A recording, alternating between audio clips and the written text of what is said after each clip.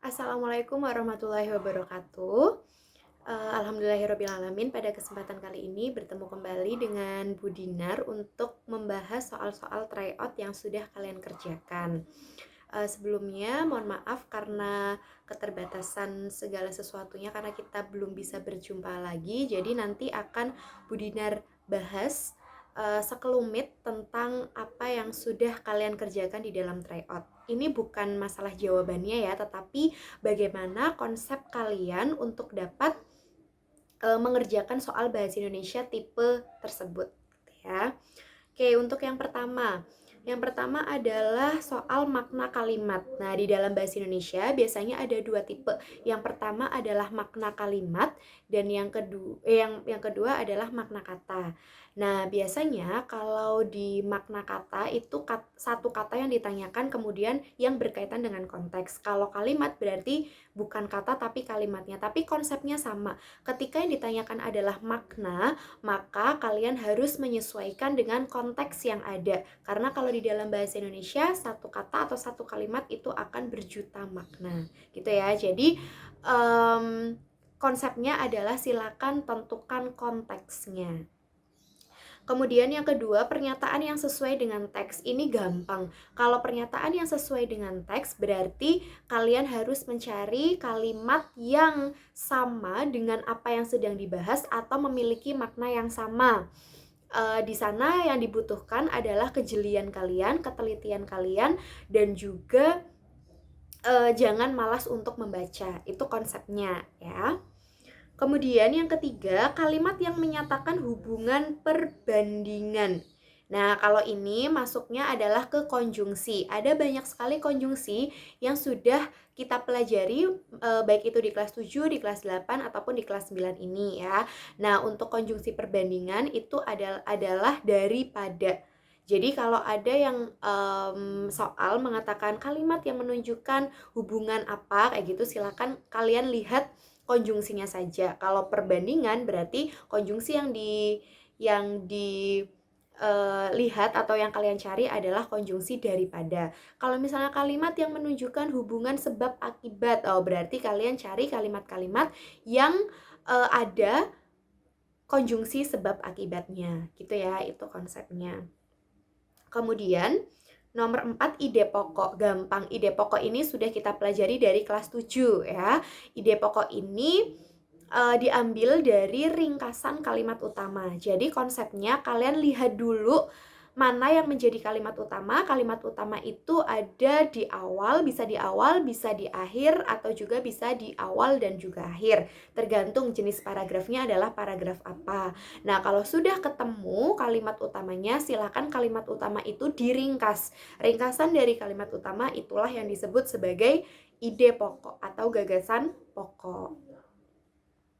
Kemudian selanjutnya simpulan. Nah, simpulan ini bisa kita ambil dengan dua cara. Yang pertama adalah dengan inti, mengambil inti dari keseluruhan paragraf, atau bisa juga dengan mengambil pendapat akhir. Bedanya apa? Bedanya kalau inti dari keseluruhan berarti simpulannya itu ada di dalam teks. Tapi kalau misalnya simpulannya adalah dari pendapat akhir, maka dari pernyataan-pernyataan yang ada di dalam paragraf kita simpulkan sendiri, atau secara tidak langsung simpulannya adalah di luar teks atau secara tersirat gitu ya. Tapi biasanya kalau untuk jenjang SMP, simpulan itu ada di dalam teks atau secara tersurat. Kemudian selanjutnya isi ringkasan sama. Kalau isi ringkasan gini, kalau simpulan tadi kan keseluruhan dari isi teks. Kalau isi ringkasan, misalnya ada 2 paragraf, biasanya minimal ditayangkan atau dicuplikkan 2 paragraf. Kalau isi ringkasan berarti yang harus ada di paragraf 1 dan juga di paragraf 2. Jadi pilihlah ringkasan yang memuat kedua atau keseluruhan paragraf. Jangan hanya mencakup paragraf 1 atau jangan hanya mencakup paragraf 2 atau salah satu paragraf saja. Tapi carilah yang mencakup kedua-duanya. Itu untuk ringkasan gitu ya. Ini sangat mudah, hanya butuh ketelitian dan juga konsep yang harus kalian pahami dan kalian lakukan. Kemudian selanjutnya komentar. Komentar itu bisa berupa kritik, bisa berupa saran, bisa berupa sebuah pernyataan juga kayak gitu, ataupun kelebihan dan juga kelemahan. Jadi nanti tinggal dilihat kira-kira opsinya itu apa, komentarnya itu apa gitu. Tapi jelas konsepnya harus yang berkaitan dengan teks, tidak mungkin tidak akan berkaitan dengan teks gitu ya. Kemudian selanjutnya makna kata. Ini sama seperti soal nomor 1 sebenarnya ya. Kalau tadi nomor 1 adalah makna kalimat, kalau di nomor ini adalah makna kata. Biasanya kalau makna kata berarti diambil kata-kata yang kemudian kita cari maknanya. Itu juga konsepnya sama, sesuai dengan konteks yang ada. Kemudian selanjutnya makna simbol. Nah, sebenarnya makna kata dengan makna simbol ini sedikit sama ya, kurang lebihnya sama, tapi bedanya kalau makna simbol berarti di sana adalah kata-kata konotatif. Jadi biasanya ini di teks fabel atau teks cerita fantasi kayak gitu ya. Jadi ada simbol-simbol di sana, tapi konsepnya untuk mencari itu tetap sama, yaitu dengan melihat konteks apa yang sedang dipaparkan di dalam soal atau di dalam teks soalnya.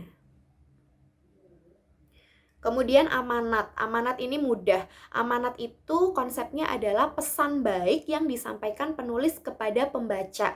Jadi meskipun paragrafnya itu menceritakan sesuatu yang buruk, tapi ketika kita akan mengambil sebuah amanat, maka kita harus mengambil pesan yang baik dari cerita tersebut. Gitu ya.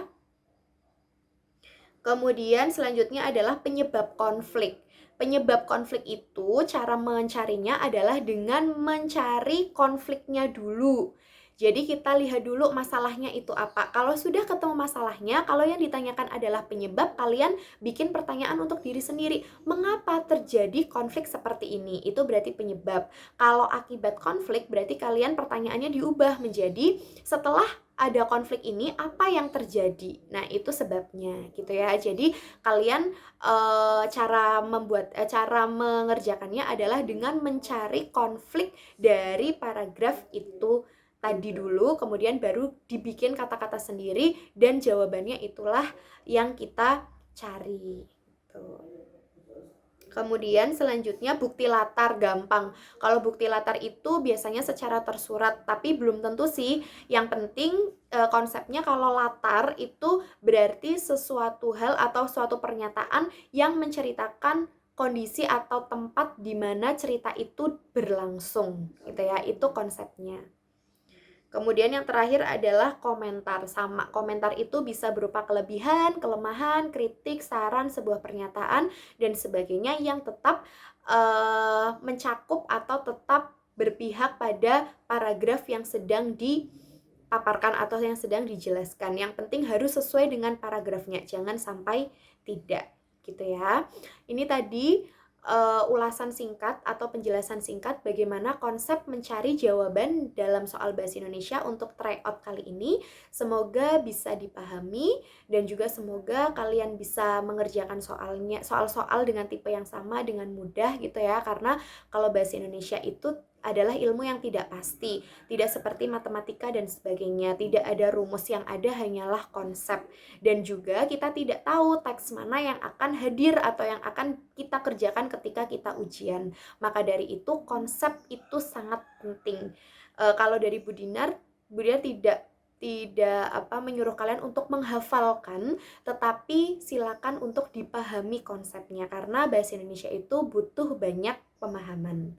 Sekian pembahasan singkat video yang Bu Dinar buat. Terima kasih atas perhatian kalian. Mohon maaf apabila banyak salah. Bu Dinar akhiri. Wassalamualaikum warahmatullahi wabarakatuh.